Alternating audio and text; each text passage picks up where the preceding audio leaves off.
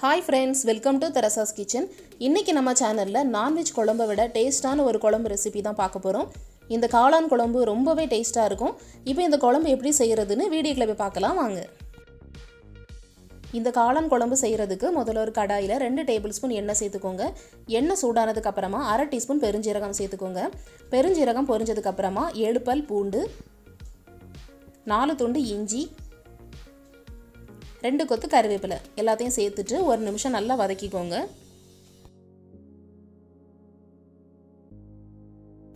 அதுக்கப்புறமா ஒரு கையளவு சின்ன வெங்காயத்தை தோல் நீக்கி எடுத்து வச்சிருக்கேன். இதை இதில் சேர்த்துடலாம். சேர்த்துட்டு 2 நிமிஷம் நல்லா வதக்கிக்கோங்க.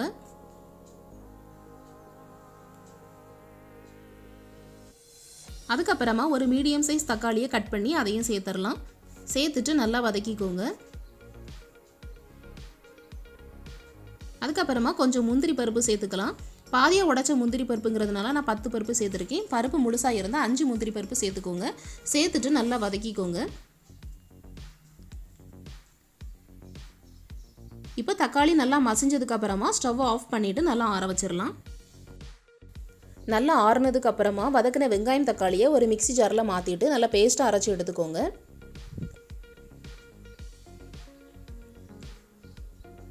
இந்த மாதிரி நல்லா பேஸ்ட்டாக அரைச்சி எடுத்ததுக்கு அப்புறமா குழம்பு பண்ண ஸ்டார்ட் பண்ணலாம்.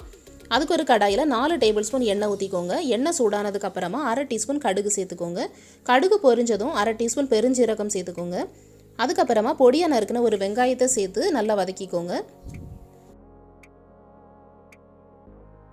ஒரு மீடியம் சைஸ் உருளைக்கிழங்கை தோல் சீவிட்டு கட் பண்ணி வச்சுருக்கேன். அதையும் இந்த வெங்காயத்தை கூட சேர்த்து நல்லா வதக்கிக்கலாம்.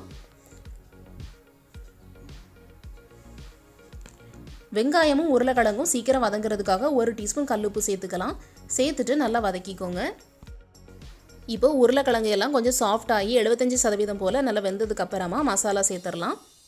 ஸ்டவ்வை லோ ஃப்ளேமில் வச்சுட்டு 1/4 டீஸ்பூன் மஞ்சள் தூள், 1 டீஸ்பூன் தனியாத்தூள், 1 டீஸ்பூன் மிளகாய் தூள், 1 டீஸ்பூன் மட்டன் மசாலா, 1/4 டீஸ்பூன் சீரகத்தூள் இது எல்லாத்தையும் சேர்த்துட்டு லைட்டாக மிக்ஸ் பண்ணிக்கோங்க.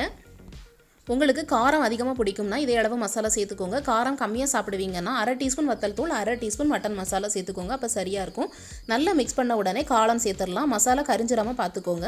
நான் 200 கிராம் காளானை சுத்தம் பண்ணி 2ஆக கட் பண்ணி வச்சுருக்கேன். இதை இதில் சேர்த்துட்டு நல்லா மிக்ஸ் பண்ணிக்கலாம். நல்லா மிக்ஸ் பண்ணதும் அரைச்சி வச்சுருந்த வெங்காயம் தக்காளியோட பேஸ்ட்டை சேர்த்து நல்லா மிக்ஸ் பண்ணிக்கோங்க.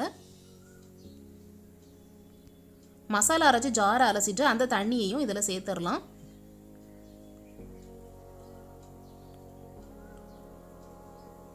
அதுக்கப்புறமா இதுக்கு தேவையான அளவு தண்ணி சேர்த்துக்கோங்க.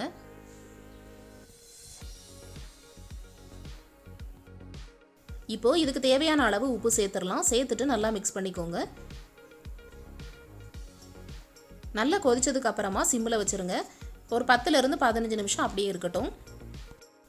இந்த குழம்புல லைட்டாக எண்ணெய் பிரிஞ்சு மேலே மிதக்கிறது தெரியும். இப்போ ஸ்டவ் ஆஃப் பண்ணிடலாம். உங்களுக்கு தேங்காய் பிடிக்கும்னா 1 டம்ளர் கெட்டியான தேங்காய் பால் சேர்த்துக்கோங்க. தேங்காய் பால் சேர்த்திங்கன்னா குழம்பு இன்னும் டேஸ்ட்டாக இருக்கும். தேங்காய் பால் சேர்த்ததுக்கப்புறமா குழம்பு கொதிக்க வைக்கக்கூடாது. இப்போ கொஞ்சமாக கொத்தமல்லி இலையை தூவிடலாம்.